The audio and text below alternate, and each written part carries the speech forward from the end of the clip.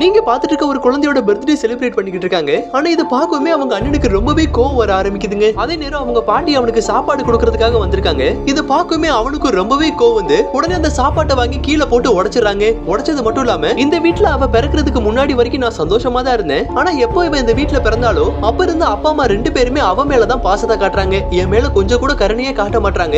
இவ இருக்க இந்த வீட்டுல நான் இருக்க மாட்டேன்னு உடனே அவங்க பாட்டி கிட்ட சண்டை போட்டுட்டு அங்க இருந்து கிளம்பி போயிடுறாங்க. கொஞ்ச நேரத்துக்கு அப்புறம் அவனோட தங்கச்சி வீட்டுல இருந்து வெளியில வந்து அண்ணன் எங்கன்னு சொல்லி கேக்குறா. அதுக்கு அவங்க பாட்டியும் வா நம்ம 2 பேரும் சேர்ந்து போய் அண்ணனை கூட்டிட்டு வரலான்னு அவங்க பேத்திய கூட்டிட்டு அங்க இருந்து கிளம்பி போறாங்க. இந்த நைட் நேரத்துல அவனை எப்படி கண்டுபிடிக்க போறோம்னு சொல்லி 2 பேரும் கிளம்பி போறாங்க. அப்ப அவன் தன்னோட தங்கச்சியை பார்க்கவுமே இவ இருக்கிறதுனாலதான் நம்ம வீட்டுல நமக்கு சுத்தமா நிம்மதியே இல்ல, இவளை எப்படியாவது கொலை பண்ணணும் அப்படின்னு சொல்லி முடிவெடுக்கிறாங்க. அதே நேரம் ஒரு கார் அந்த குழந்தை பின்னாடி வந்து அவளை ஏத்துறதுக்காக வருது. அப்ப திடீர்னு அவங்க பாட்டி அந்த காருக்குள்ள விழுந்து இறந்தே போயிடுறாங்க. இதை பார்க்கவே அந்த பையனு கொஞ்சம் கூட ஃபீல் பண்ணாம அடுத்து நீ இப்படிதான் இறக்க போறேன்னு சொல்லி சந்தோஷப்படவும் ஆரம்பிக்கிறாங்க.